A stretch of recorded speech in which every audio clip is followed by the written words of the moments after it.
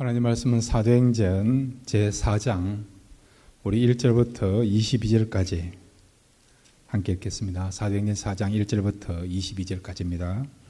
사도들이 백성에게 말할 때에 제사장들과 성전 맡은 자와 사두개인들이 이르러 예수 안에 죽은 자의 부활이 있다고 백성을 가르치고 전함을 싫어하여 그들을 잡음에 날이 이미 저물었으므로 이튿날까지 가두었으나 말씀을 들은 사람 중에 믿는 자가 많으니 남자의 수가 약 5천이나 되었더라.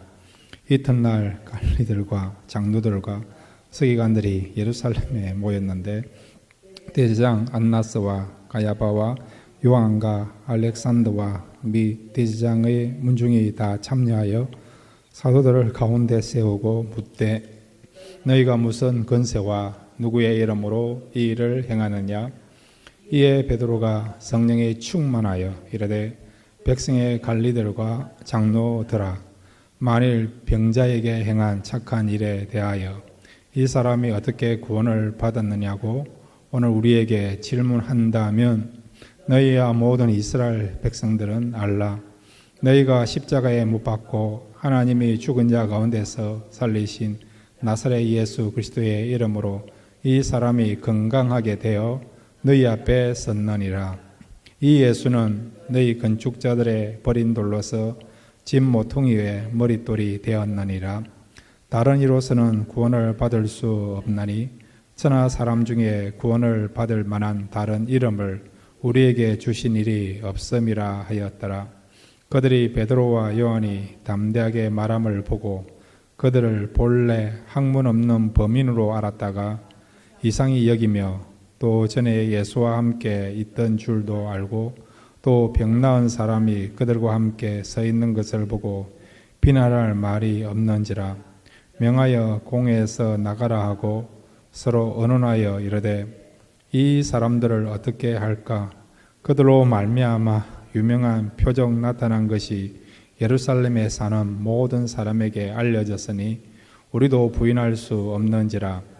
이것이 민간에 더 퍼지지 못하게 그들을 위협하여 이후에는 이 이름으로 아무에게도 말하지 말게 하자 하고 그들을 불러 경고하여 도무지 예수의 이름으로 말하지도 말고 가르치지도 말라 하니 베드로와 요한이 대답하여 이르되 하나님 앞에서 너희의 말을 듣는 것이 하나님의 말씀을 듣는 것보다 옳은가 판단하라.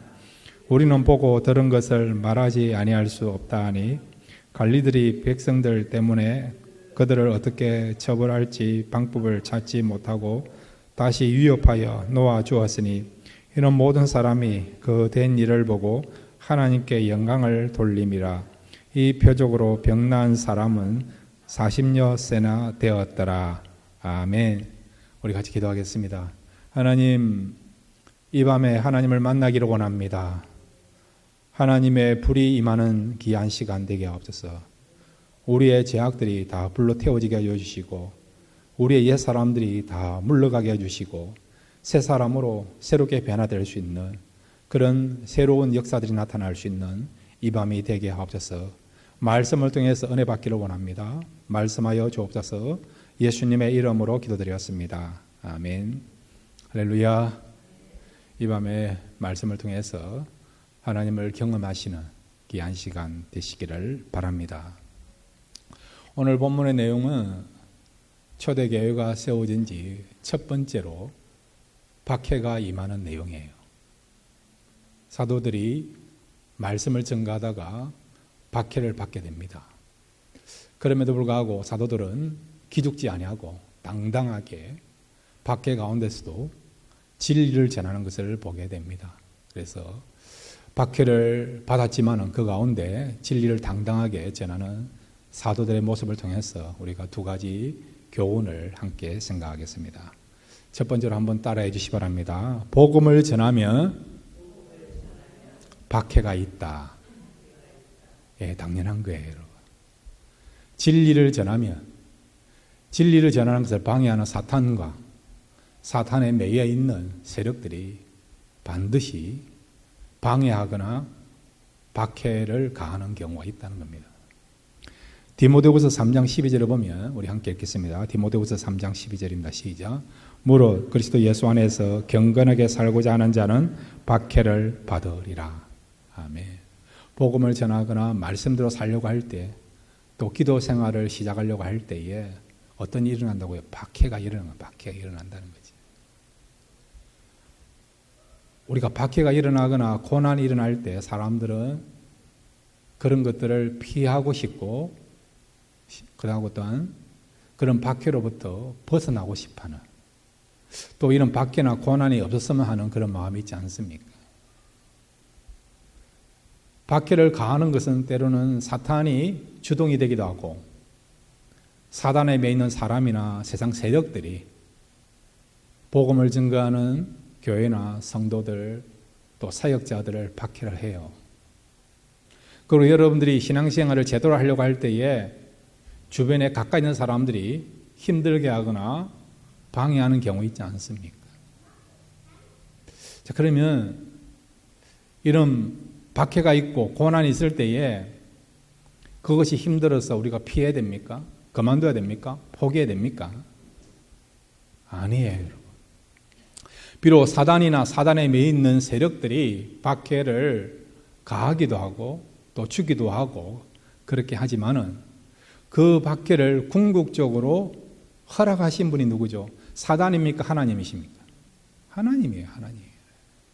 하나님이 허용해서 우리가 박해받고 고난받는 거예요, 여러분.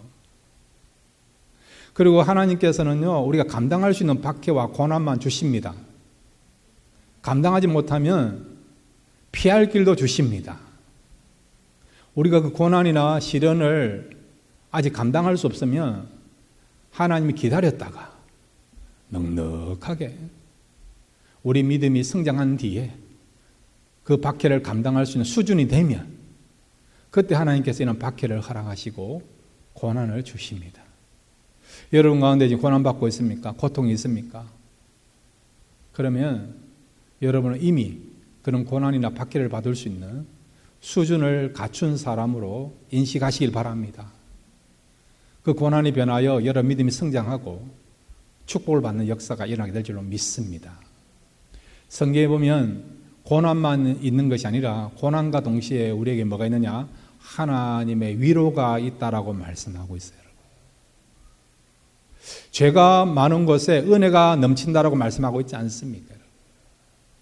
고난이 크면 클수록 하나님의 위로도 풍성하게 임한다는 것을 꼭 잊지 마시기를 바랍니다.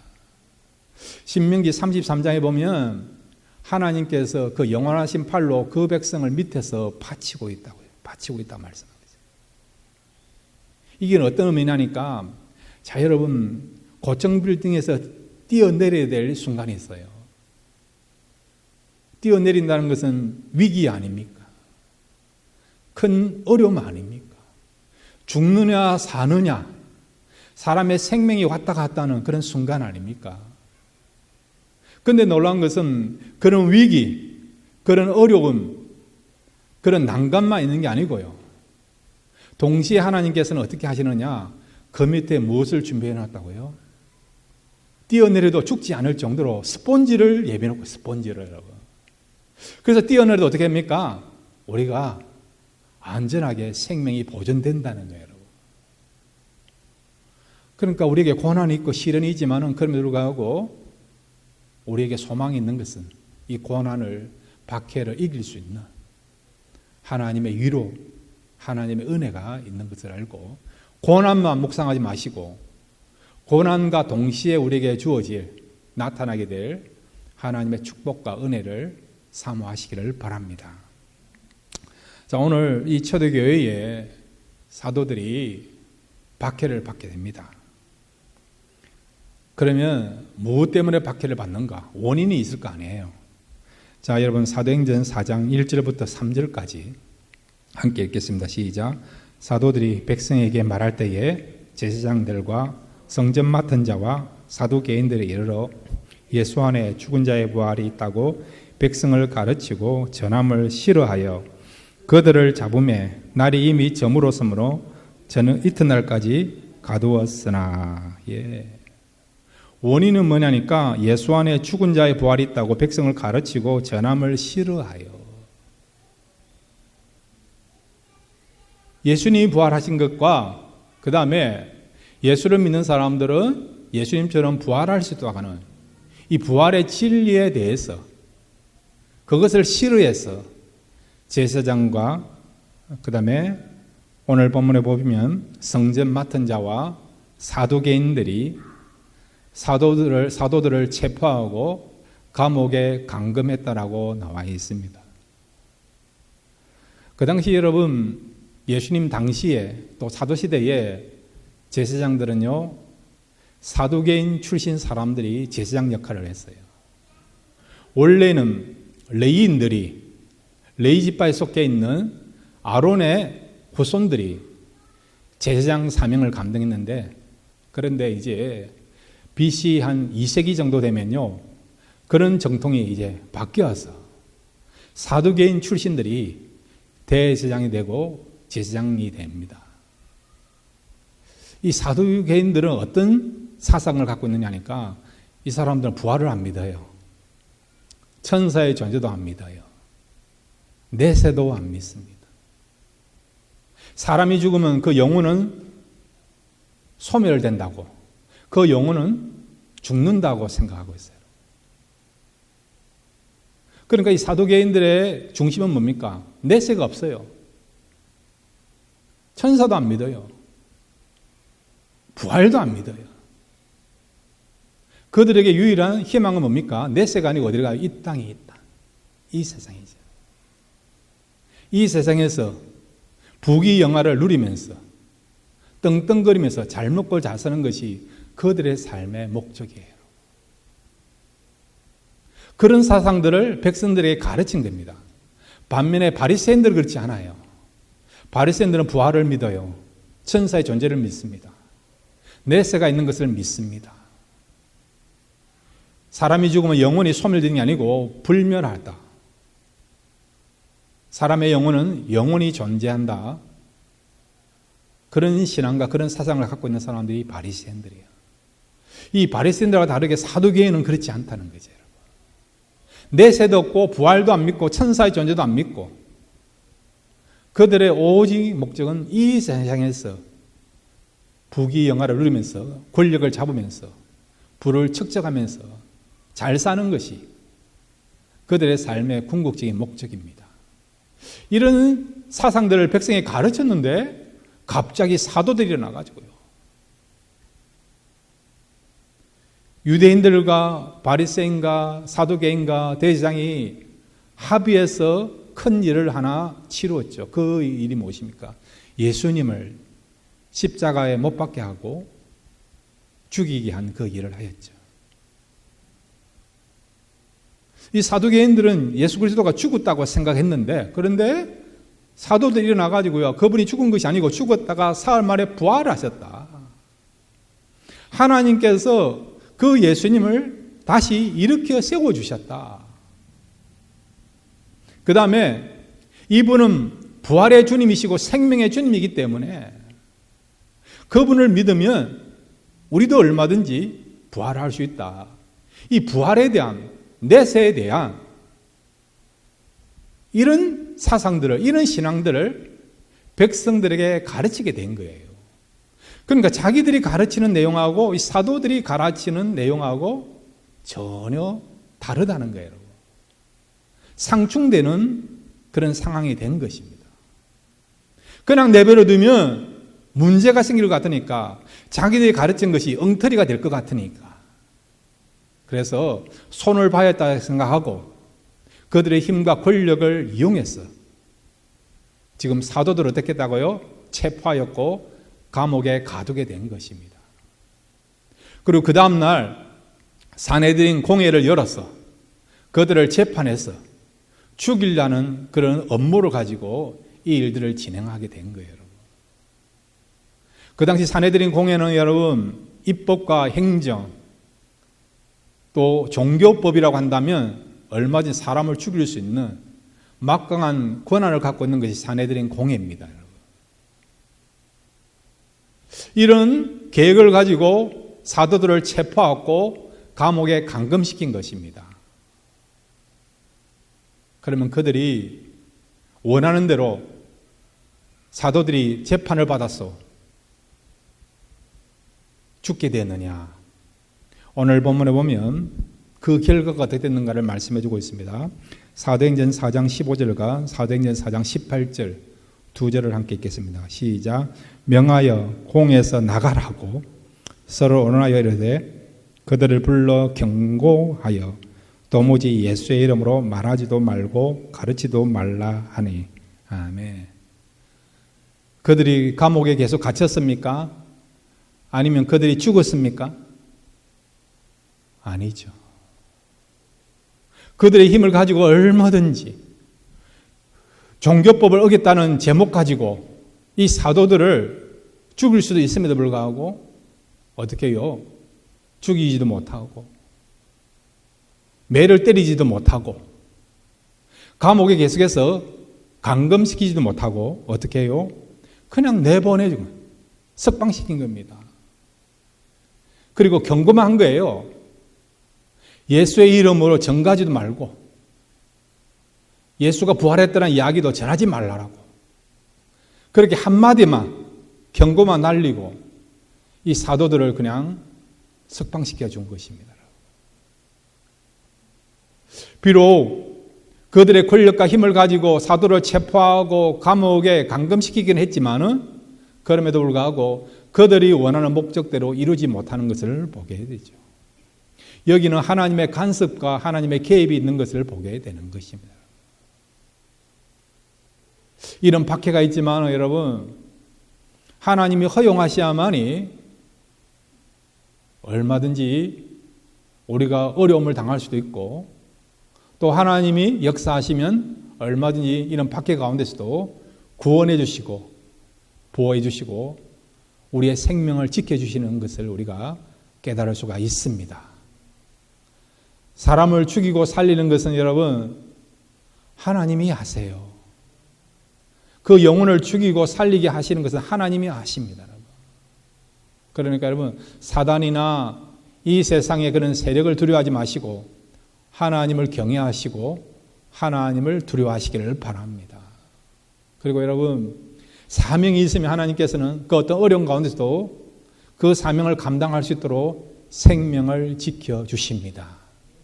그러니까 모든 것이 하나님 손안에 있는 것을 알고 하나님을 바라보시고 하나님 안에서 여러분 감사하시고 우리 남은 생에 하나님 앞에 가는 그날까지 각자에 주신 그 사명을 끝까지 잘 감당할 수 있는 그런 저와 여러분 되시기를 바랍니다.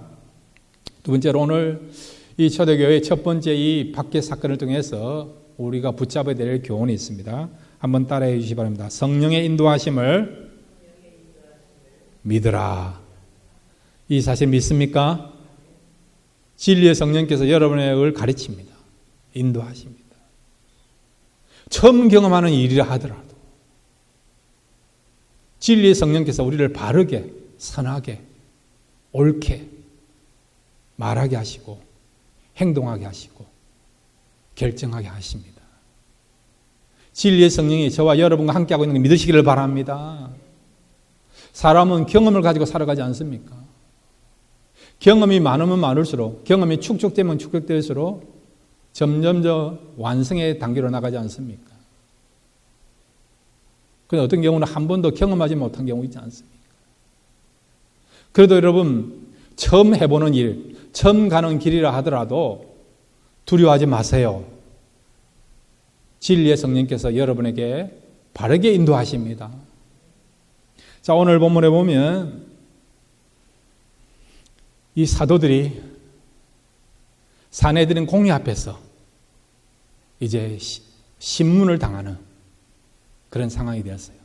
마치 예수님이 이 사내들인 공회 앞에서 신문을 받으시고 재판을 받고 그러고 난 뒤에 본디오 빌라도에게 넘겨진 것처럼 동일하게 지금 예수님의 이 제자인 사도들이 사내들인 공회 앞에서 신문과 재판을 받게 되었습니다.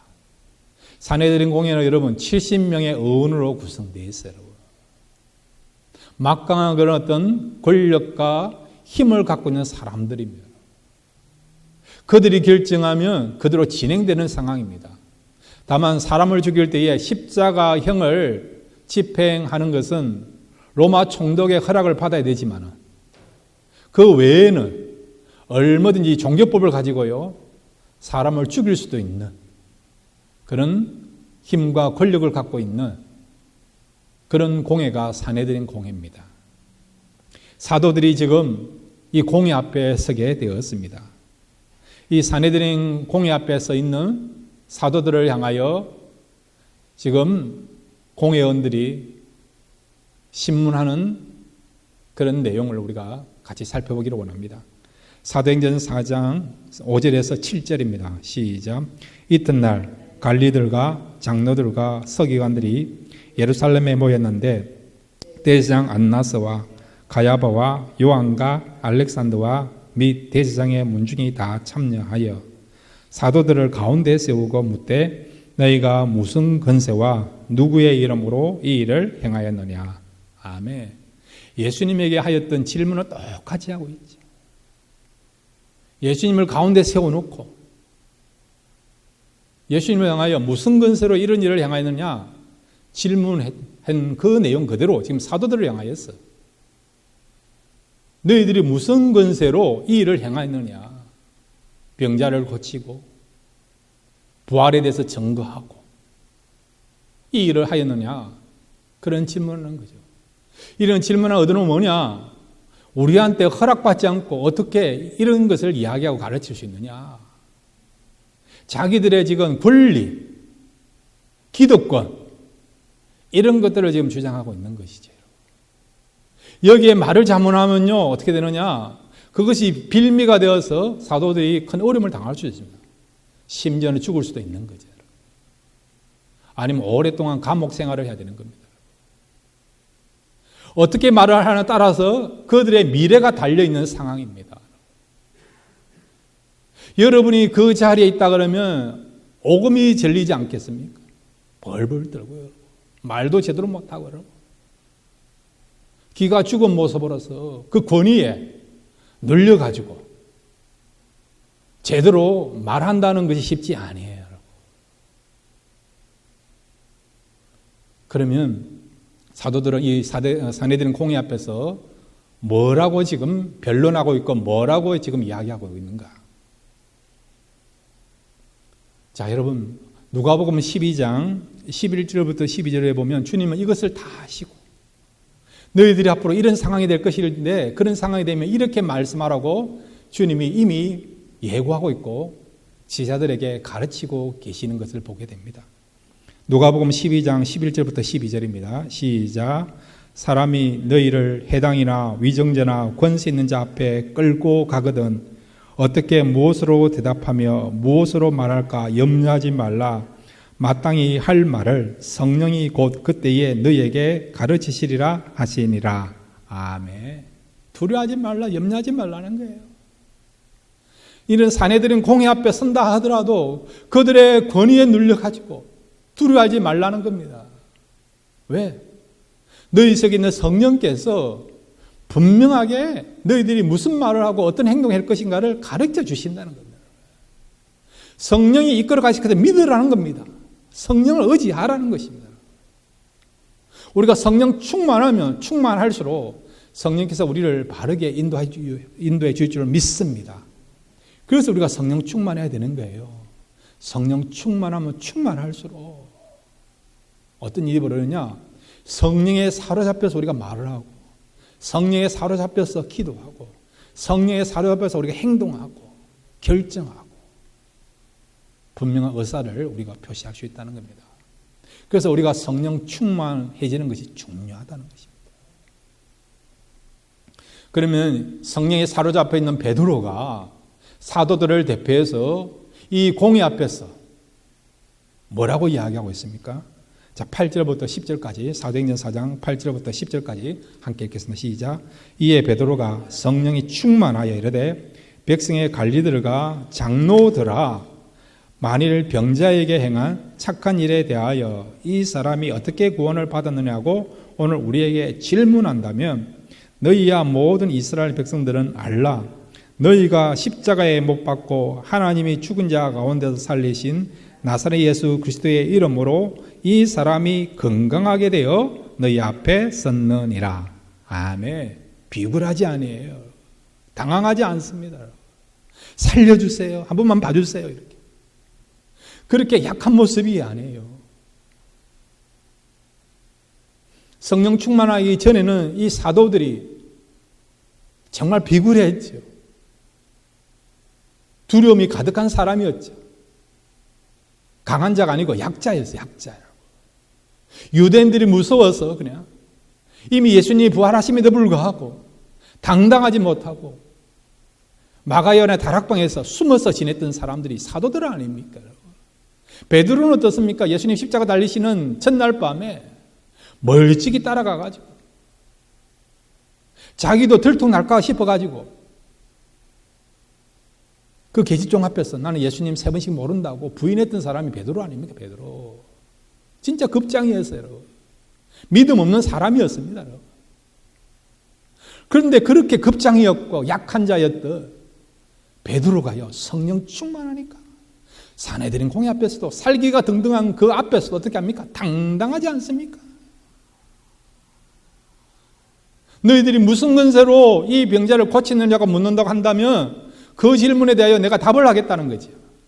너희들이 죽였던 그 예수 그리스도, 그분이 죽은 자가 아니고 하나님이 살려주셨다는 거죠. 그분이 부활하셨다는 것입니다.